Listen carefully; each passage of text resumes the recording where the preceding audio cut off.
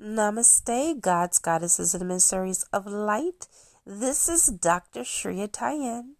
And if you are new to my channel, please like, subscribe, and do not forget to hit that notification bell so you can be updated on my latest and my current videos.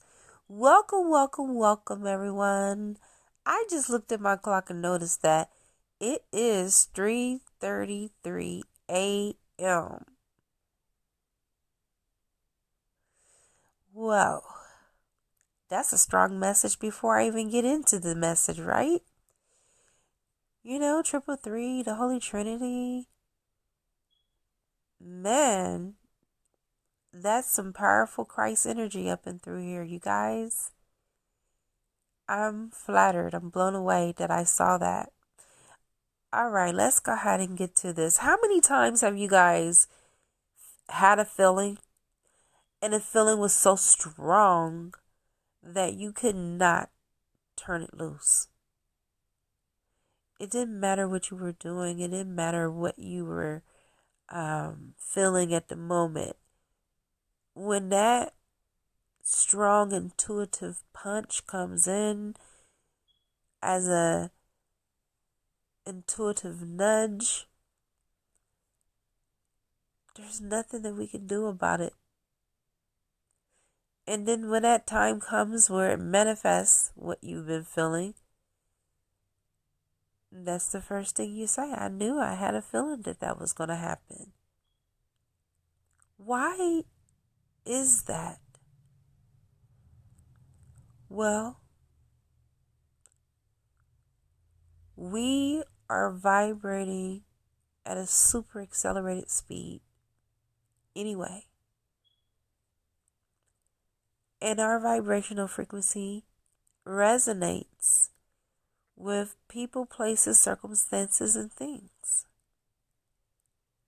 When we have feelings like that, do you know how powerful you are? First and foremost, you are a multidimensional being. You are a spirit having a human experience and not the other way around. So you are calling things in that you may not even know. As the scripture said, that you call things as if they already are, even though they have not even happened yet. You're speaking things into existence. You're thinking things into existence because thoughts truly become things. And what we think about, we bring about.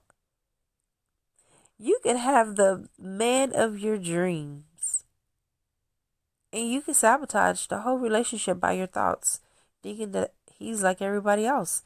And so it is at your word. The universe is going to deliver just that vibrational frequency in alignment to your thoughts.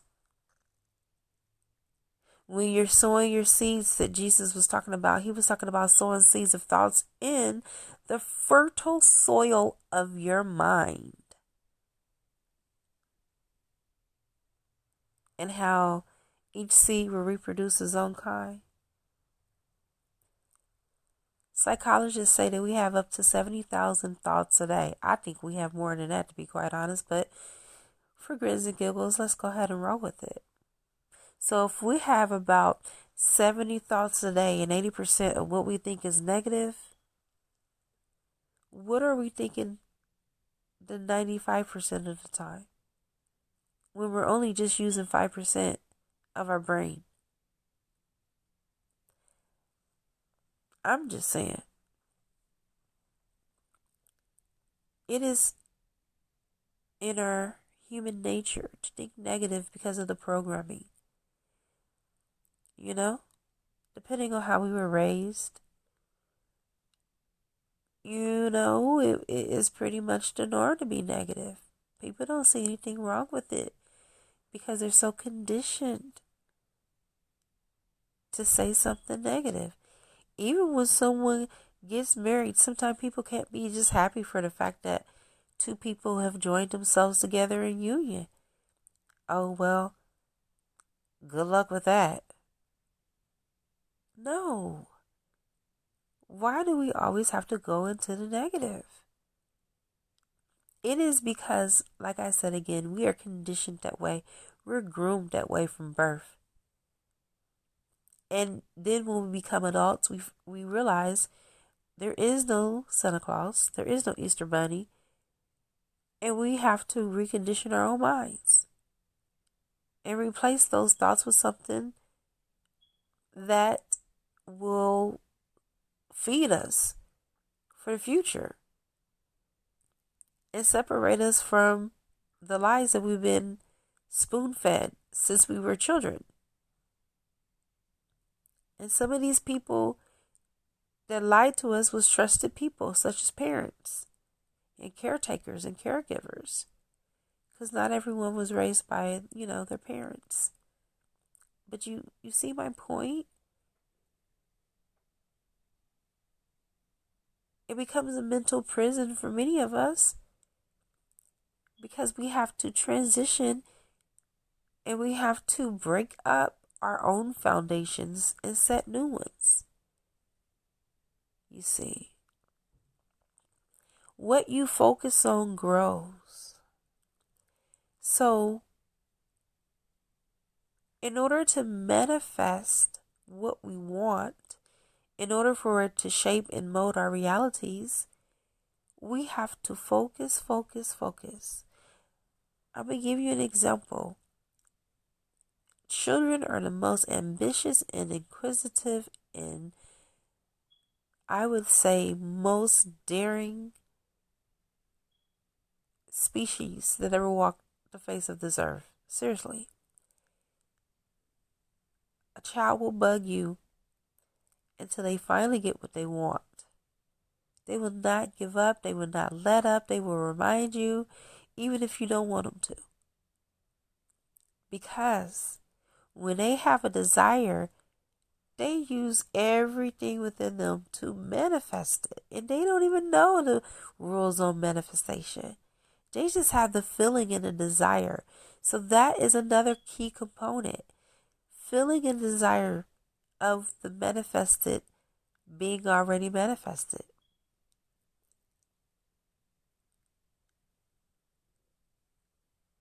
That's what brought into fruition their desires.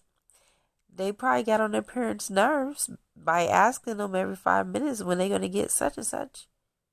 Can I have? You guys know if you have children that can I have song.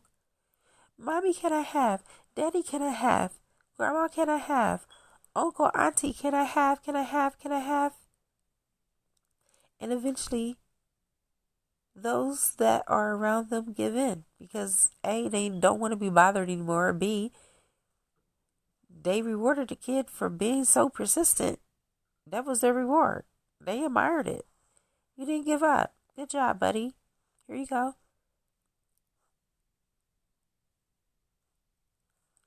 I'm just saying we have to be like children, just like Jesus said in the Bible.